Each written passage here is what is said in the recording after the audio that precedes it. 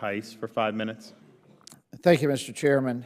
I think it can be reasonably and effectively argued that the Obama administration undermined actually Israel's claim to Jerusalem by allowing the UN Resolution 2334, which specifically stated that the establishment by Israel of settlements in the Palestinian territory occupied since 1967, including East Jerusalem, has no legal validity. That's bothersome to me personally. Ambassador Bolton, let me ask you this. What was the impact of the Obama administration's decision to allow the UN Security Council to pass that resolution? I think it was very destructive. I think it was utterly uncalled for. I think it was profoundly wrong. And I hope that the Trump administration will bend every effort to find a way, as much as it can practicably be done, to reverse that resolution. I think the right position was that articulated by President George W. Bush, which is that Israel is entitled to live behind boundaries that provide for peace and security.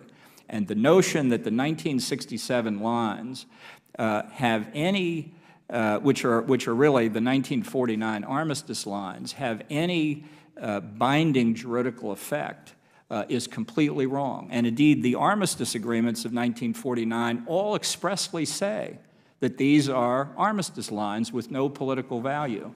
We can argue that for a long time, but let me just say, I think it was gravely damaging to American interest for President Obama to allow that resolution to be adopted. I agree with you. Would you say that that resolution was consistent, excuse me, with past U.S. policy?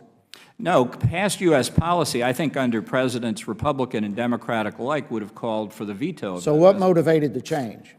I think President Obama had demonstrated over 8 years that he thought Israel was responsible for much of the instability in the Middle East, much as I think that he believed the United States and its views in the previous administration on Iran and other issues had caused instability.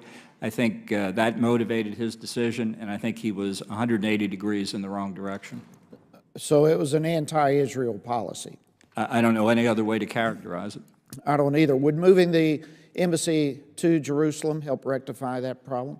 I don't really think it would change the fundamental reality of the resolution. Indeed, the thrust of my argument here is that moving the embassy is simply a practical, efficient decision for the United States to make in the interest of greater effectiveness for its own diplomacy. The only politicization in this issue comes from those who say that somehow they can affect a decision that is properly made by the United States and Israel where our embassy goes. That's the politicization. That's the interference. That's what should be unacceptable to the United States. Okay, thank you. Mr. Klein, let me ask you, in light of this resolution that we're discussing, which quite frankly, I totally agree is blatantly against Israel, can you discuss with the committee how the UN's action impacted Israel?